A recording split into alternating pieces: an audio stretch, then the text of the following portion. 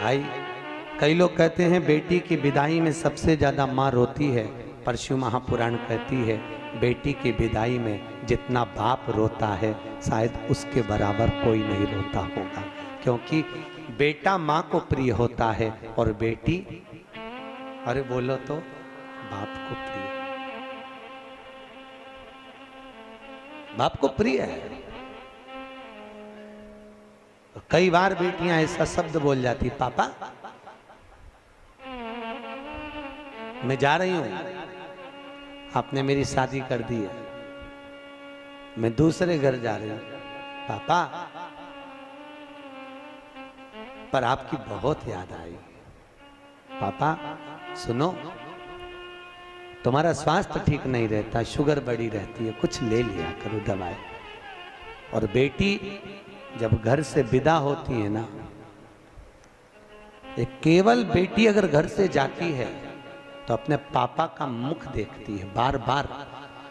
लोग कहते हैं गाड़ी में बैठने से पहले विदाई के समय पर बेटी घर को नहीं देख रही है, पिता को देख रही है, और फिर घर को घूम कर देखेगी, मम्मी से कहती मम्मी मेरी विदाई हो रही है। और आजकल तो होटलों से विदाई हो जाती है, धर्मशाला भवनों से, गार्डन से विदाई हो जाती है, पर बेटी अगर कहीं से विदा होना चाहती है तो अपने घर से, मम्मी एक बार मुझे घर और देख लेने दो, मेरे को आपने, मम्मी आपने मुझको दूध पिलाया है, कैसे पाल पोस कर बड़ा करा माँ, पर बेटी बड़ी हो गई और दूसरे के घर ब्याह कर जाती होगी, उस माँ का कलेजा कितना रोता होगा जिसको पाल पोस कर बड़ा करा और दूसरी जगह भेज दिया।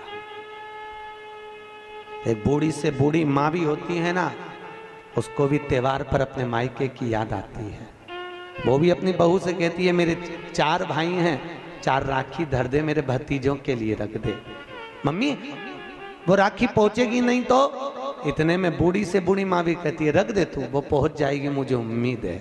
और बूढ़ी से बूढ़ी माँ भी, जब माँ बाप जिंदा रहते हैं ना तब तक, माता पिता अगर जिंदा हैं तब तक बूढ़े से बूढ़े व्यक्ति को भी अपनी माँ की याद आती रहती है।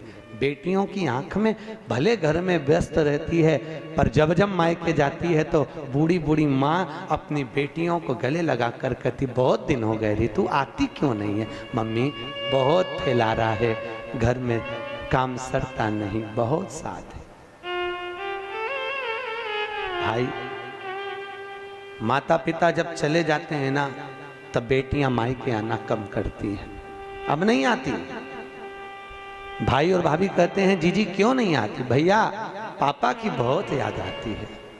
और माँ बाप से निवेदन है अपनी बेटी को कभी दूर गांव मत बिहाओ, बहुत दूर भेज देते हो भाई, वो मुंह देखने के लिए तरस जाती है।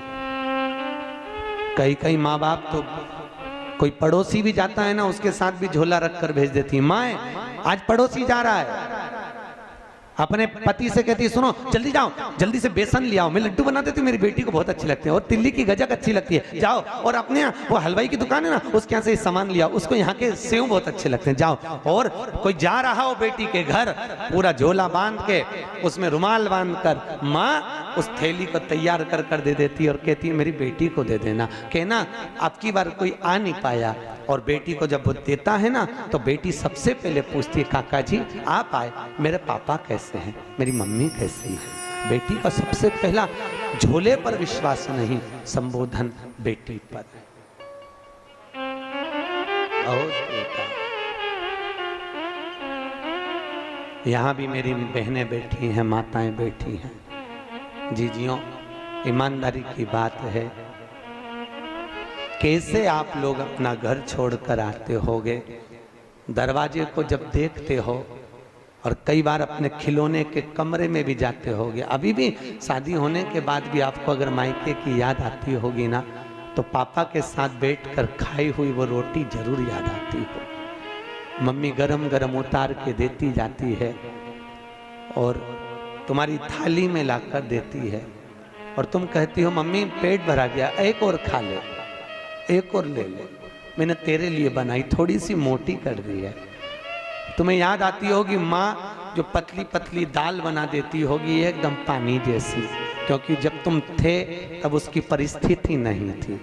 ना जाने किस परिस्थिति में तुम्हारा विवाह करा होगा, कैसे परिणा कर भेजा होगा।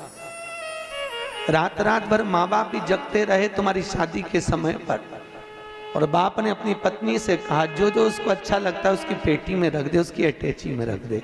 सुनो, उसको थोड़े से कोई फ्रिज कोई कूलर दे दे, तो पैसे नहीं है, मैं कर्जा कर कर ले आऊंगा, उसको दे दे।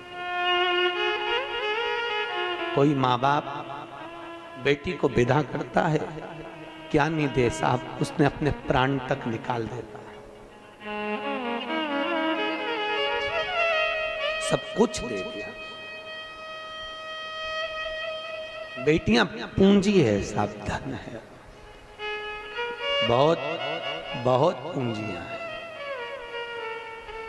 कैसा परिवार। माँ सबसे पहले मायके में भोजन करती थी और यहाँ सबको खिला देती है, आखिरी में 2 रोटी लेकर बैठती है ना, तब याद आती मम्मी तू सबसे पहले खिलाती थी, आज कोई पूछने वाला नहीं। आज बहुत याद आती है तेरी रोटी की माँ,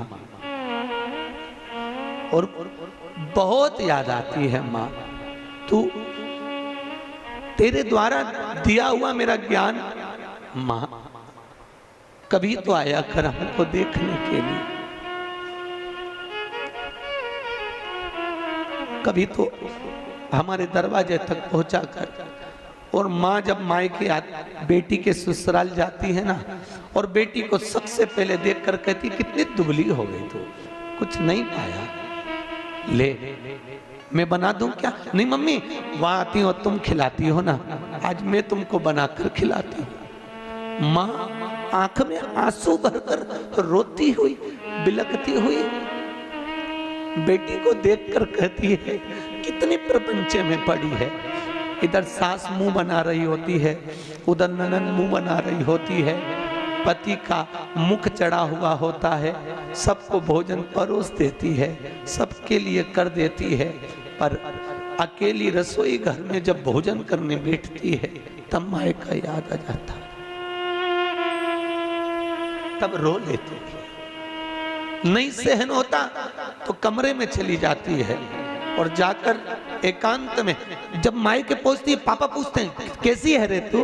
पापा मैं अच्छी हूं। कितना दिल में दर्द लिए हुए, कितना दुख लिए हुए, कितनी तकलीफ लिए हुए बेटी अपने जीवन का निर्वाह करती है,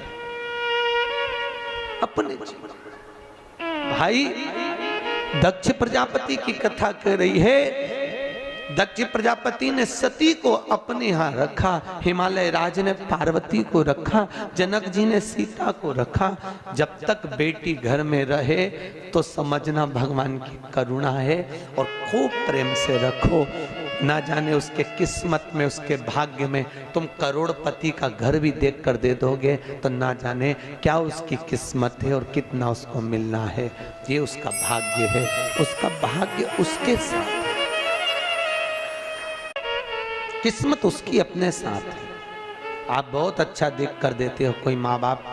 हम तो कहते हैं बेटी लक्ष्मी और गाय गौ माता 50 बार विचार कर कर देना कि ये किसको दे रहे हैं। बेटी को देने से पहले 50 बार विचार करो ये लड़का इसके लायक है कि नहीं। गौ माता को, ब्राह्मण को जब दान करो तो कहते हैं लोग हम हमारे पिता के निमित्त से गाय का दान दे रहे हैं। गाय का दान तुम ब्राह्मण को दे रहे हो, ब्राह्मण को दिया, ब्राह्मण के यहाँ खुद रहने की जगह नहीं, वो चांदी के खुर सोने के सींग के चक्कर में, बाल्टी और डब्बे के चक्कर में गौ माता को ले गया। जब तक गाय ने दूध दिया तब तक बांध के रखी, फिर वो बेच दी, बेचते बेचते कसाई के हाथ में चली गई। गाय जब कटी तो जिसने दान दिया था उसको दोष लगा, लेने वाले को नहीं।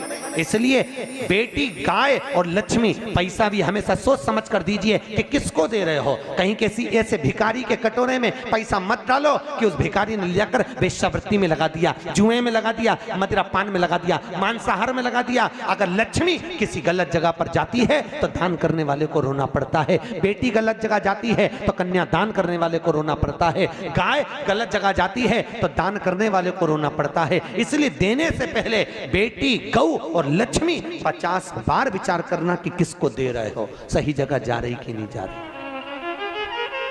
सोचो समझो। फिर फिर दिया जाए।